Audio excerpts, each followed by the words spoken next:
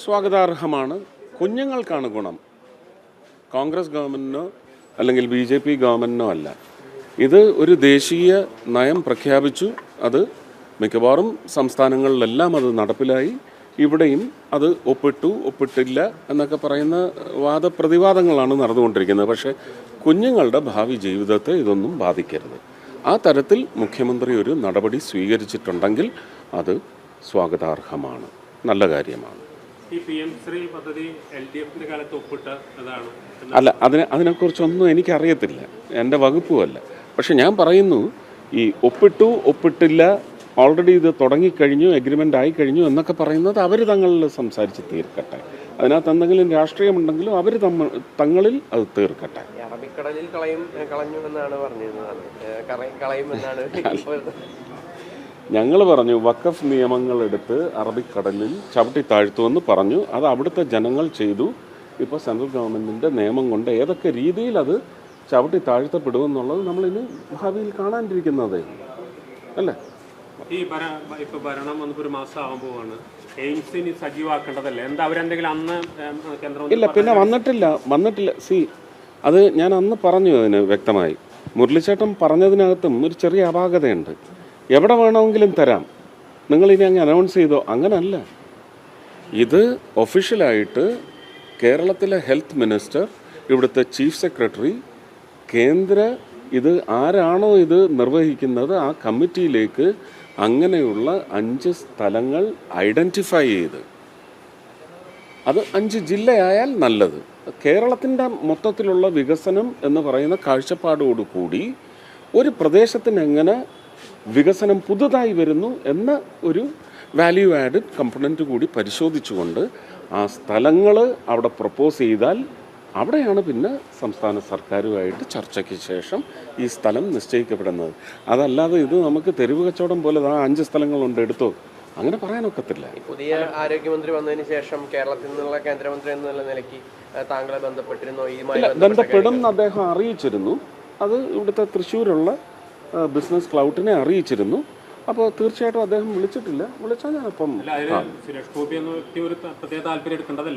തീർച്ചയായിട്ടും എടുക്കാം. പക്ഷേ ഇത് ഞാൻ പുറത്ത് പറഞ്ഞല്ലേ കേൾക്കുന്നുള്ളൂ. ഒഫീഷ്യലായിട്ടൊരു ഇൻവൈറ്റ്, ഞാൻ ഹെൽത്തുമായിട്ട് എനിക്ക് യാതൊരു ഉത്തരവാദിത്വവും ഇല്ല.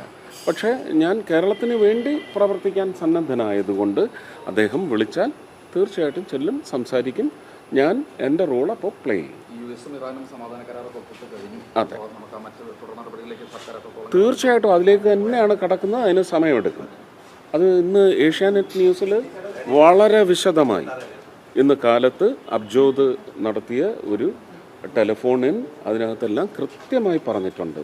ഇത് എത്ര നമ്മുടെ സ്ട്രാറ്റജിക് പെട്രോളിയം റിസർവ് ഉണ്ടായിരുന്നു, അതെന്ത് വിലയ്ക്ക് വാങ്ങിച്ചതാണ്, അത് വെച്ച് നമ്മൾ മെയ് വരെ വില കൂട്ടാതെ എങ്ങനെ മാനേജ് ചെയ്തു. പക്ഷേ അതിനുശേഷം വരാൻ തുടങ്ങിയ കൺസ്ട്രിക്റ്റഡ് സപ്ലൈ വെച്ച് എത്രമാത്രം നമുക്ക് വില കൂട്ടേണ്ടി വന്നു. ആ കൂട്ടിയ 14 രൂപയിൽ 14 കുറച്ച് പൈസ കുറവുണ്ട്.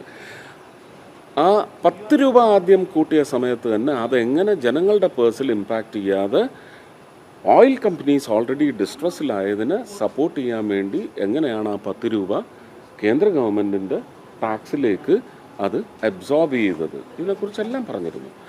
പിന്നെ കൂടിയ ഒരു 3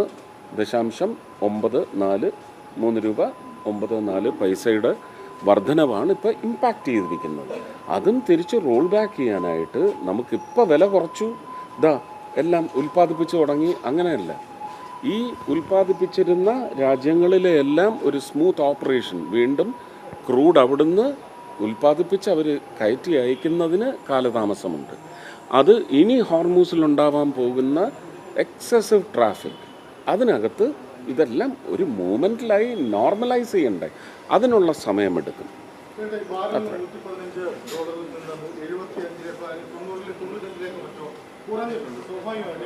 അതാ ഞാനിപ്പോൾ പറഞ്ഞത്.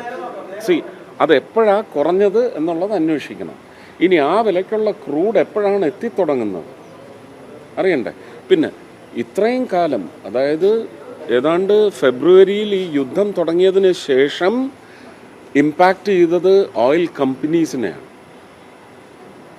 കേന്ദ്ര സർക്കാർ ഞാൻ നേരത്തെ പറഞ്ഞ അബ്സോർബ് ചെയ്തു, ആ ഒരു ഇമ്പാക്റ്റ് അബ്സോർബ് ചെയ്തെങ്കിൽ അതിനകത്ത് 12,000 കോടിയാണ് കേന്ദ്ര സർക്കാരിന് നഷ്ടപ്പെട്ടിരിക്കുന്നത്. സംസ്ഥാന സർക്കാരുകൾ ആരും ഈ കൂട്ടിയ തുകയ്ക്കുള്ള എക്സൈസ് ഡ്യൂട്ടി കുറച്ച് അവരുടെ വരുമാനം ബാധിച്ചിട്ടില്ല അല്ലേ? കേന്ദ്ര സർക്കാരിനും റൺ ചെയ്യണ്ടേ? ഈ ഓയിൽ കമ്പനീസും നമുക്ക് നിലനിൽക്കണ്ടേ? അവരുടെ സസ്റ്റനൻസിന് വേണ്ടിയുള്ള ഒരു ഒരു എന്താണ് ഒരു ഒരു ഒരു പിന്നെ ഒരു ലൈസൻസ് കൊടുക്കുന്നു, അല്ലെങ്കിൽ അവർക്ക് അതിനുള്ള ഒരു സേഫ് പീരിയഡ് കൊടുക്കുന്നു, അത്രയേ ഉള്ളൂ.